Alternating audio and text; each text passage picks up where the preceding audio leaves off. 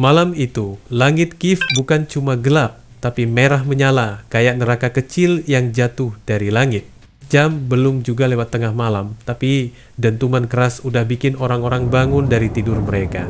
Bayangin aja, lo baru aja rebahan, selimut masih nempel di badan, tiba-tiba kaca jendela bergetar, alarm mobil bunyi serentak, terus ada suara boom yang kedengaran kayak dunia runtuh dalam 1 detik.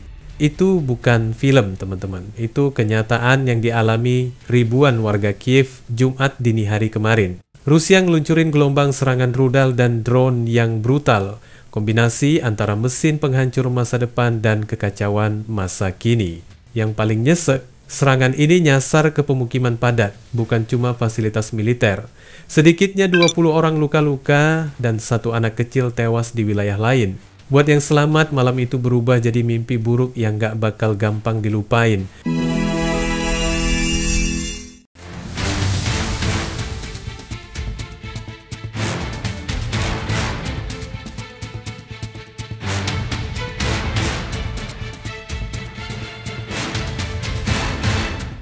Di pusat Kiev, 1 gedung apartemen 17 lantai kebakar parah. Api berawal di lantai 6 terus menjalar ke atas secepat rumor gosip di grup WhatsApp keluarga. Tim penyelamat langsung ngebut ke lokasi, ngebobol pintu, ngangkat orang satu persatu dari tangga darurat. Lo bisa bayangin kekacauan yang terjadi, orang teriak, anak kecil nangis, asap tebal nutup pandangan, lantai-lantai atas jadi perangkap panas, sementara kaca yang pecah nyebur kayak hujan tajam dari langit. Tapi, di tengah kekacauan itu, ada juga sisi kemanusiaan yang luar biasa. Petugas pemadam, relawan, warga yang bantu narik tetangga mereka dari kobaran api. Sebagian korban langsung dibawa ke rumah sakit, sebagian lagi cuma bisa dirawat di pinggir jalan dengan senter dari ponsel yang redup. Tapi bukan cuma api yang jadi musuh malam itu. Setelah gelombang rudal menghantam, listrik di Kiev padam total. Kota yang biasanya bersinar dengan lampu dan neon tiba-tiba tenggelam dalam kegelapan total. Kiev, kota yang selama 2 tahun terakhir berusaha berdiri tegak di tengah perang, kini seperti kembali ke abad lalu. Lampu mati, jaringan telepon bermasalah, dan suara generator diesel jadi simfoni baru malam itu. Dan bukan cuma Kiev, pemadaman meluas ke wilayah Sumy, Kharkiv, Poltava, Dnipropetrovsk, Donetsk, Zaporizhia, sampai Cherkasy. Bayangin setengah negara jatuh ke mode gelap karena 1 serangan. Ini bukan cuma masalah energi, teman-teman. Ini serangan ke jantung kehidupan orang-orang.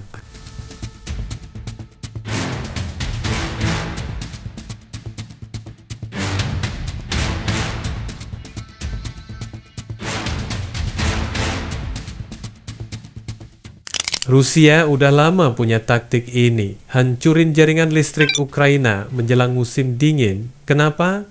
Karena listrik di sana bukan cuma soal lampu dan TV, tapi soal hidup dan mati. Lo butuh listrik buat pemanas, buat air, buat rumah sakit.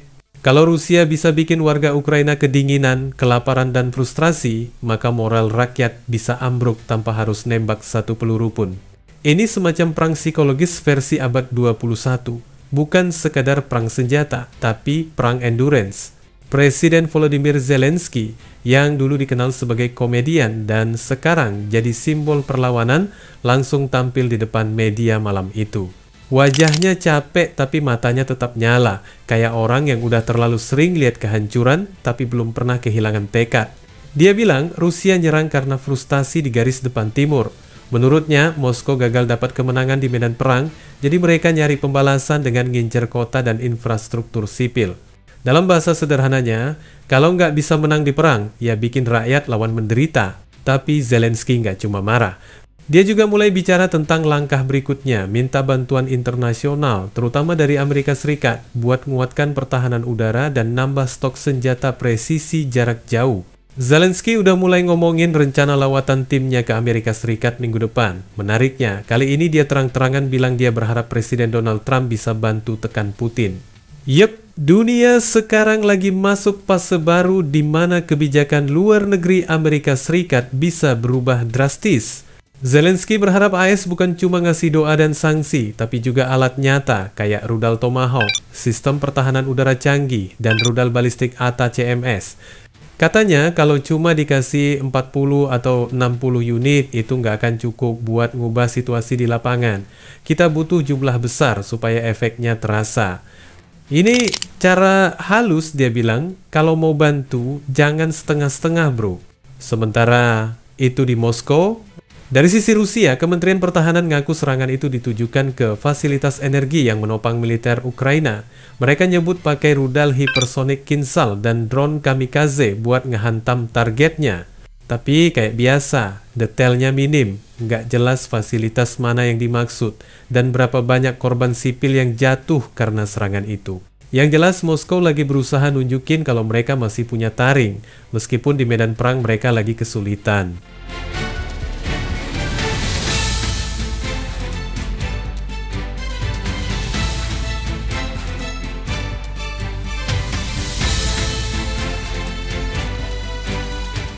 Serangan Jumat itu adalah salah satu yang paling masif sejak awal tahun.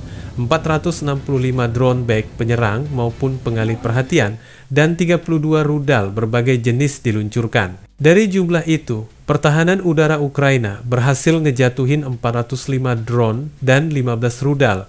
Artinya, ratusan masih berhasil nembus. Bayangin aja ribuan proyektil terbang di langit dalam waktu bersamaan. Suara sirene udara di Kiev nggak berhenti nyala semalaman. Anak-anak kecil dibangunin, disuruh turun ke bunker. Orang tua menggenggam tangan mereka sambil nunggu ledakan berikutnya. Setiap malam begini, rasa takut bukan lagi hal yang luar biasa, tapi jadi rutinitas. Di Tenggara, wilayah Zaporizhia juga kena hantam. Kawasan perumahan dibom dengan drone dan rudal, sementara pembangkit listrik tenaga air di sana harus dihentikan operasinya buat mencegah kebocoran atau ledakan lanjutan. Satu bocah 7 tahun kehilangan nyawanya di serangan itu. Orang tuanya luka parah. Cerita seperti ini udah terlalu sering terdengar, tapi setiap kali ada nama baru, luka itu terasa lagi. Karena tiap anak yang mati di perang ini bukan statistik, tapi masa depan yang dirampas. Sekarang, Ukraina bukan cuma berperang di medan perang, mereka juga berperang melawan waktu, musim, dan dunia yang mulai lelah dengan berita perang panjang ini. Setiap kali Rusia nyerang jaringan energi, Ukraina harus kerja 2 kali lipat, memperbaiki listrik dan menjaga semangat. Setiap kali pertahanan udara berhasil jatuhin drone, itu bukan cuma kemenangan teknis, tapi juga kemenangan moral.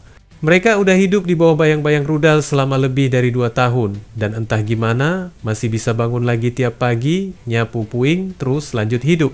Itu bentuk keberanian yang nggak bisa lo ukur dengan statistik. Kalau lo lihat lebih dalam, perang ini bukan cuma soal tank, rudal, atau wilayah. Ini perang antara teknologi dan tekad manusia. Rusia ngandelin mesin dan ketakutan, sementara Ukraina bertahan dengan moral dan keyakinan. Tapi dua hal ini juga bisa rapuh. Mesin bisa rusak, tapi hati manusia juga bisa patah kalau terus diserang tanpa henti. Itulah kenapa serangan ke infrastruktur sipil ini jauh lebih berbahaya daripada sekadar perang militer. Dia menghantam sisi manusia. Zelensky sekarang gak cuma berjuang di medan perang, tapi juga di panggung diplomatik. Dia tahu dunia mulai bosan dengan berita perang. Headline-nya udah jadi biasa. Tapi buat rakyatnya, setiap serangan adalah kisah baru kehilangan. Dia berharap tekanan dari Amerika Serikat, Eropa, dan dunia bisa bikin Putin sadar atau minimal memperlambat agresi. Tapi di balik harapan itu, ada kenyataan pahit. Selama dunia masih terbelah soal siapa yang benar dan siapa yang provokatif, perdamaian masih jauh. Serangan malam itu, dengan segala kobaran api dan kegelapan, bukan cuma tragedi. Itu simbol dari apa yang lagi terjadi di dunia. Terang dan gelap terus bertabrakan. Dan manusia di tengah-tengahnya cuma bisa bertahan. Kiev bangun pagi itu bukan dengan suara burung, tapi dengan suara sirene dan bau asap.